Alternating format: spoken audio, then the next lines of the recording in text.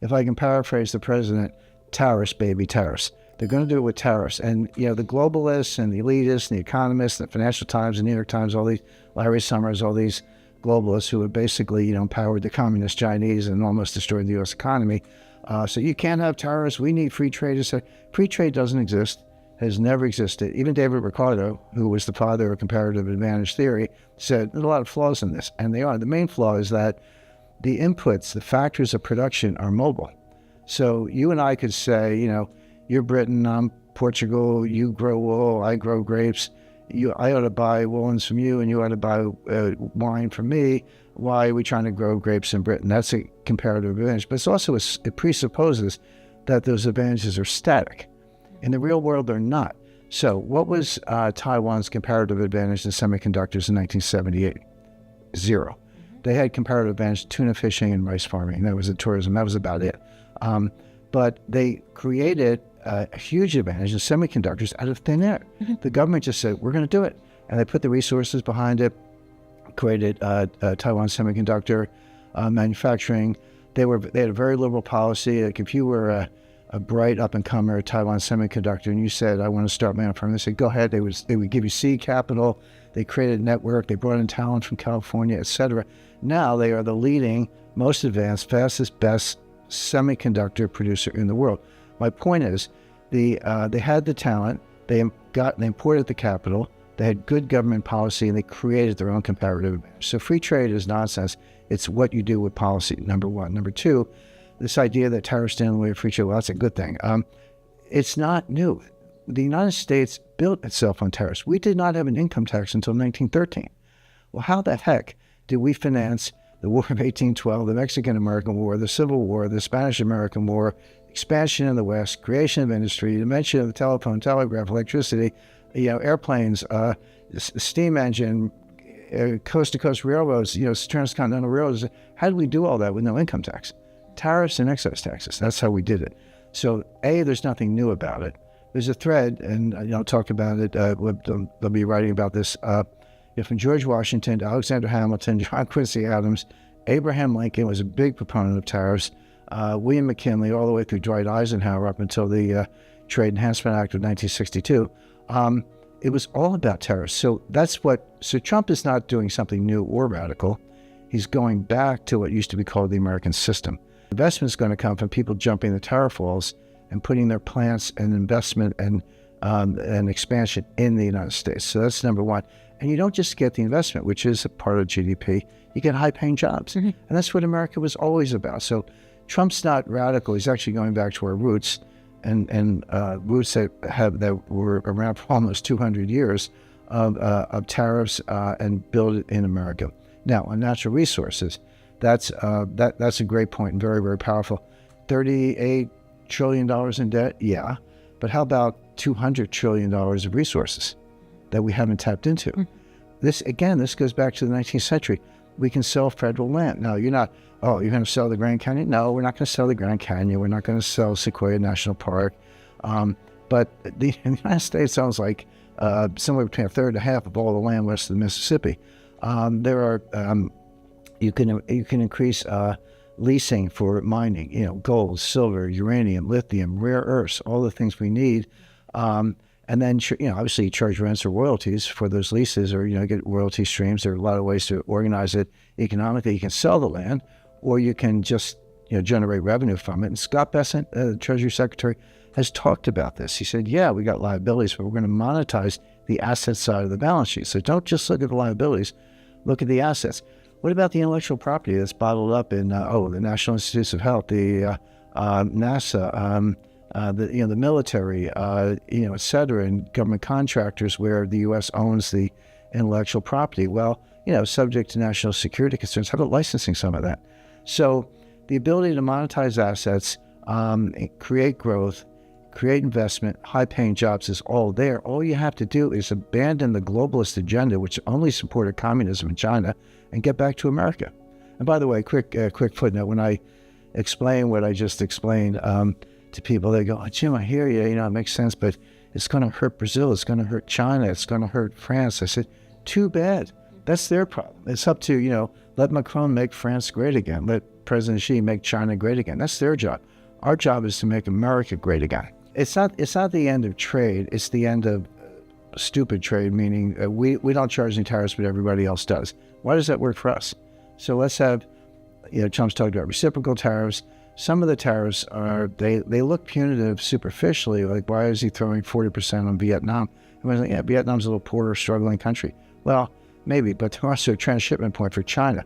When we put tariffs on China, this goes back to 2018 in Trump's first term, China started shipping goods or semi-assembled goods to Vietnam, doing final assembly, shipping them to the United States under a very favorable tariff regime.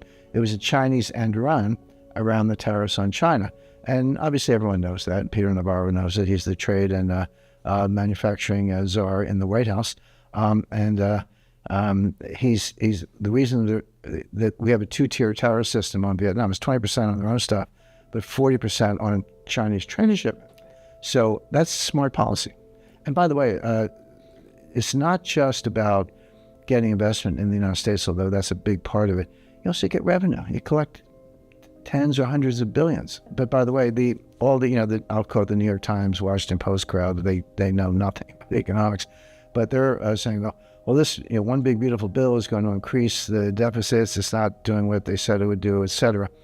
Those stories are based on Congressional Budget Office projections. The Congressional Budget Office has never been right, not even close. And go back and look at 20 years of Congressional Budget Office projections, 5 to 10 years forward. Show me one that was even close. It doesn't exist. So first of all, that's garbage. And it's not that they're dumb. They don't have computers. It's the case that their models are badly flawed because they assume static behavior. And what I mean by that is you change the law, they assume everything else stays the same, and then compute how much tax revenue or deficit you're going to have based on the change in the law with no change in behavior. That's nonsense. Behavior changes immediately. And they don't even count tariffs. So they're projecting budget deficits without counting tariffs, and we're looking at hundreds of billions of dollars coming in from tariffs. So the CBO is garbage for the reasons I mentioned. The revenue projections are going to be much higher. The deficit is going to be much smaller, and you get on that path I talked about earlier. A couple of things, I'll go back to my favorite word, narrative, which are, again, powerful, but usually wrong. But the narrative today is, it's the end of the dollar's losing its role as reserve currency. I don't agree with that at all. I can explain why that's not happening. But then I say to people, one of my favorite jazz songs from the Montreux Jazz Festival in 1968 is Compared to What was the name of the song. When people say, is the dollar going up or down? I say, compared to what? If you're comparing it to the euro, right now it's going down. It's probably going to stay down. That's not a sign of weakness in the dollar. It's really important for investors to understand. This is being engineered by the U.S. Treasury. This is part of Steve Moran's Mar-a-Lago Accord. You got to, go back a little bit, do your homework on what's actually going on in the White House. This is engineered. This is not that different from the petrodollar in 74 and the Plaza Accord in 85. So those are your precedent. Both of them devalued the dollar. So this is being engineered by the Treasury. So don't expect the dollar to go up. It does not mean the end of the world, the end of the role of the dollar as a reserve currency. My question is this: has it gone down against the euro? Yeah. So what? If you think the dollar's role as a store of value is in decline or about to collapse, what are you going to do? Say, hey, give me some euros, give me some yen. Do you really want German and Italian bonds and Japanese government bonds in a world where the dollar is collapsing? No, not at all. Because they're all, I call them, they're all survivors in the lifeboat. They're going to sink or swim together. It's not like one's going down, the others are not. They're all joined to the hip. So what is the alternative? If for whatever reason you want to diversify out of dollars, and I think that's always a good thing, you go to gold.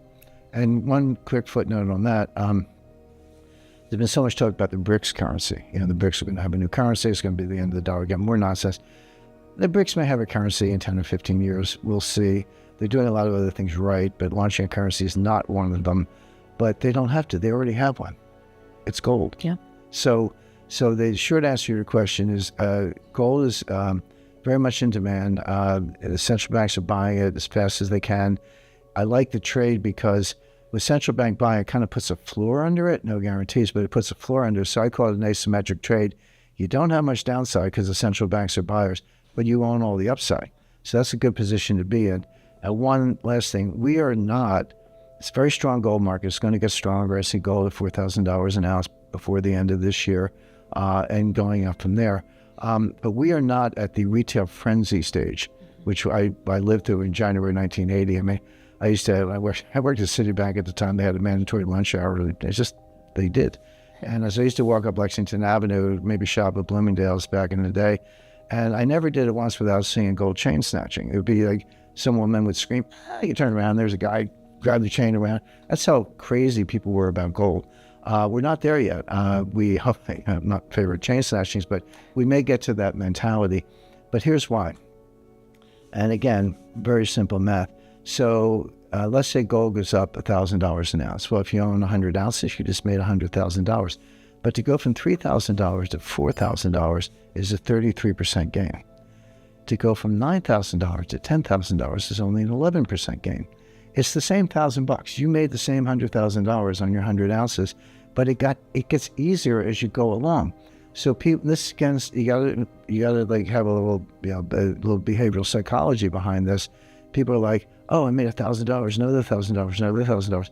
But yes, that's the nominal amount, the dollar amount. But the percentage just keeps dropping because the denominator, the base, is larger, and it gets easier. So all of a sudden, you go, oh my goodness, 10, 11, 12, and that's what happens. That's the frenzy stage. If you have gold, I recommend 10% of your investable assets. Don't bet your home equity or your business, but whatever else you have, those are your investable assets. I recommend a 10% allocation. If you're not there, keep buying. If you don't have any, you have not missed the boat. This thing is just getting started.